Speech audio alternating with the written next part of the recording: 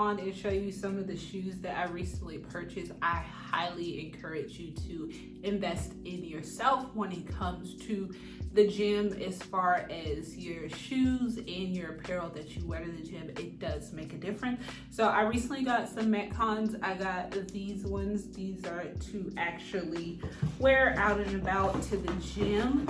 And then the other pair of Metcons that I got here are gonna be my work shoes for 2024 that I'm just gonna leave in my work locker. So when I work out there, I have comfortable shoes. I really enjoy these shoes. I probably got my first pair about a year ago, and I just think that they're comfortable. They're very versatile in regards to running in them, training in them. They are actually training shoes, so just keep that in mind. Training shoes, yes, you can run in them, but they aren't built for high mileage and things of that nature. So if you are actually going to be a runner, make sure that you actually get you running shoes and not training shoes. But yeah, it makes a difference. And if you're starting out on your fitness journey, just gradually build up your wardrobe. You don't have to go out and buy 15 different pieces.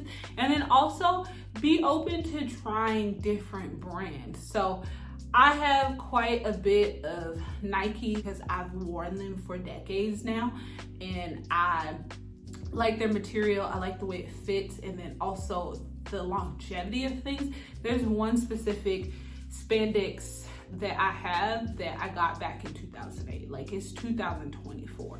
So yes, the sign is starting to wear a little bit, but I got them back in 2008. There's no holes or anything like that. So that's why I like to wear Nike. But in general, just be open to different brands and wear them for a while, see how they feel, see how after you wash them several times, how they hold up. Those are things that tend to matter with me. Another brand that I really like is Yogalicious. I did a review on my channel a few years ago about them.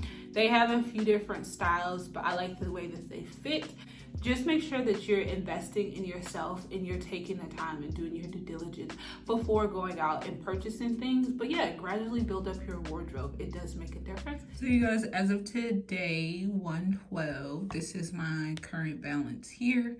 And then those are the 3 loans for January. My goal was to get this down to $2,000, so I already surpassed that.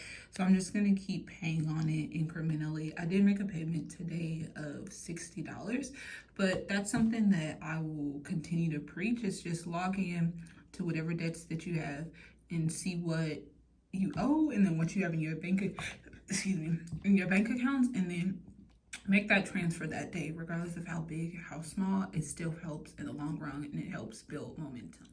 So as you can see here, this is my payment history. So last month in December, my goal was to pay off the whole $4,500. That didn't happen, but that's still not going to deter me from still pursuing my specific goal. So as you can see, I made a payment on the 4th, the 8th, the 11th, and the 12th. The one on the 11th is my standard monthly payment, but all the rest, I just log in, I see what's in my account, and then I make the payment right then and right there. It really helps. And as you can see, these amounts are actually varying.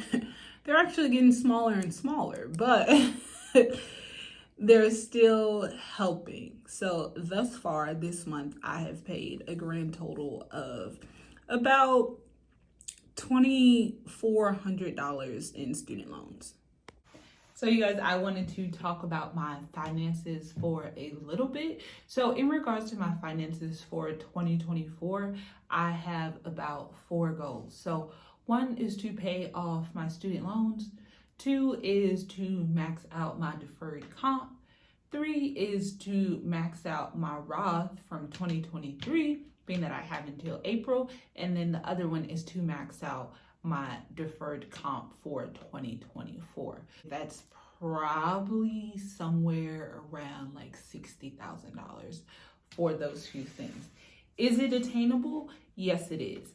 Do I have to go to work and do overtime? Yes, I do. But is it possible? Very possible. Quick thing that I do want to say about that is that if you're at a job where overtime is readily available, you always have to make the decision of what takes main priority. So is it taking time away from the job and spending time with your family, or is it there making money? Because I feel that there will always be a goal, there will always be a vacation, there will always be something to buy that could drive you to be at work more than you need to be. So don't lose sight of that it does come with the cost, even though you are working towards something. So in regards for my goals for January, being that I just gave you my goals for 2024. So financially, all I wanted to do was to get my smallest student loan down to $2,000, and then also to find a new place for my Roth. So those are my goals. I hope that I'm able to accomplish those things. I really don't see why I wouldn't be able to. The only thing that I feel would be holding me back would be the one to find a place for this new Roth and then make that transfer over there. So for January, that needs to get done in order to get things in place. So as far as budgeting, I know I did not do a budgeting video this month. I will go more in depth with my budgeting at the end of the month, but things that have changed since the start of this year, I got my annual raise. As far as items, I don't have the former internet. I used to have Cox, but I have the T-Mobile, and then now I'm done with the whole Cox thing. So that's not anything that I have to pay for anymore. The gym, my gym fees did go up starting 2024 from $25 to $30. My personal trainer, I got rid of that in, I think, November or December. So that was $168 that's back in my pocket. My Southwest gas, I usually allot $60 per month. I took that down to $40, and then NV Energy, I usually allot $130, but I bumped it up to $160 because I seen it was around like the $150 area.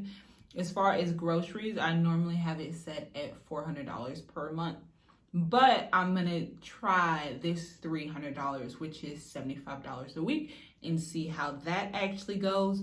Toiletries, I decreased that a little bit from $50 a month to $40 a month. And then car fuel and other things, it normally was at $160, but I bumped it up to $200 to account for maintenance things. And that seems to be going well so far, so I'm pretty sure I'm going to keep that there. So those are the few adjustments that I have. As I said, at the end of the month, I will go through the kind of itemized way, telling you what I spent in each of the categories, what I brought in, and all that good stuff, being that I did get a raise at the start of this year. But this concludes my section for my finances.